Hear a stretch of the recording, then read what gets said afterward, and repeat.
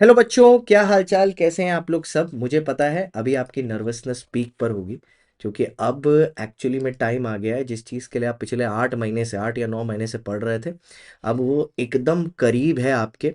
और इसी समय पर ना जो सबसे बड़ी प्रॉब्लम ये होती है कि बहुत सारे मेरे दोस्त, मेरे बच्चे कुछ गड़बड़ कर जाते हैं और फिर वो बाद में उस चीज़ को रिग्रेट करते हैं कि काश ये कर लिया होता या काश ये कर लिया होता।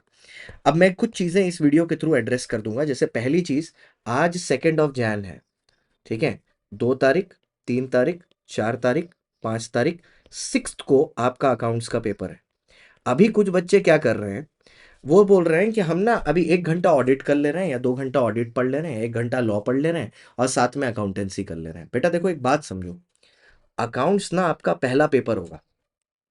तो यहां पर जो बच्चे पहली बार एग्जाम दे रहे हैं, उनकी नर्वसनेस पीक पर होगी, ठीक है। एंजाइटी पीक पर होगा बेटा आपका, ठीक है। और ये पेपर होता भी सबसे ज्यादा लेंदी है। ये आप मेरे से नहीं, अपने किसी भी सीनियर से पूछ लो, सबसे ज्यादा लेंदी पेपर होता है ये अकाउंटेंसी का।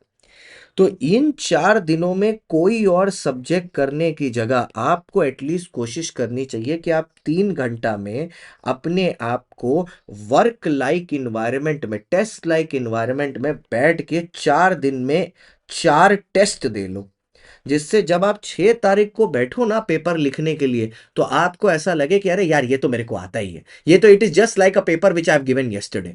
So it will be like कि 5वें दिन पर आप एक 5वां एग्जाम दे रहे हो, रादर देन 6 तारीख को आप अपना पहला एग्जाम दे रहे हो। आपको अपने दिमाग को ऐसा रेडी करना होगा कि 6 ऑफ जैन को आप अपना 5वां अकाउंट्स का एग्जाम दे रहे हो, ठीक है। 5th डे में 5th, वो चीज दिमाग में आपके कॉन्फिडेंस के लेवल को अलग लेवल पर लेके चली जाएगी, रादर देन कि आप 6th को अपना पहला अकाउंट्स का एग्जाम दे रहे हो। ये 4 दिन आपका पूरा का पूरा फोकस सिर्फ अकाउंटेंसी पर होना चाहिए बेटा, क्योंकि मैं आपको बता दूं, अगर अकाउंट्स का पेपर इतना ब्रिलियंट निकलता है जिसमें आप 85-90 तक स्कोर करने के लिए के पहुंच जाते हो, तो आपके बाकी पेपर के लिए ना मोमेंटम बहुत अच्छा सेट हो जाएगा। और अभी यहां पर 1 घंटा ऑडिट कर लेता हूं, 1 घंटा लॉ कर लेता हूं, 1 घंटा कॉस्टिंग कर लेता हूं, करने के चक्कर में अगर आपने अकाउंट्स के साथ कॉम्प्रोमाइज किया और पहला पेपर कुछ 19-20 हो गया, भगवान ना करे, तो पूरे एग्जाम का मोमेंटम वो खराब कर देती है चीज। तो ये चीज को ध्यान में रखिएगा। अच्छा, अब प्लानिंग कैसे होगी, क्योंकि ऑडिट के एग्जाम पोस्टपोन हो गए हैं, ठीक है। Audit exam postponed. तो अब इसकी प्लानिंग कैसे होगी कि ऑडिट के एग्जाम पोस्टपोन हो गए, तो अब कैसे होगा। 12 तारीख को जब आप कॉस्टिंग का पेपर दे के आओगे ना बेटा, मैं आपको बोलता हूं उसके पहले के ना 1.5 दिन, मतलब कंप्लीट 13 और कंप्लीट 12th, आप सिर्फ ऑडिट करो, सिर्फ ऑडिट। और इसमें भी सर आप ऑडिट के कौन से चैप्टर करोगे, बात समझो, ईगो पे नहीं लेना, स्कोर करना है। तो यहां पर आप स्कोरिंग चैप्टर्स करो। Chapter number 1, chapter number 11, audit evidence, ठीक है, ऑडिट एविडेंस, ऑडिट रिपोर्ट, ठीक है, ऑडिट डॉक्यूमेंटेशन, ऑडिट डॉक्यूमेंटेशन, और कुछ ना एक ये बैंक ऑडिट, ये करके और कुछ ऐसे निपटा दो। ऐसे जैसे कि, अब ऐसे जो इन चैप्टर्स में जो जो ऐसे आए हैं उनको निपटा दो। एटलीस्ट कोशिश करो कि 200, 500 और 600 की सीरीज आप इस 1.5 दिन में निपटा दो। 1.5 दिन में, 1.5 दिन दिए हैं आपको, 12th और 13th में।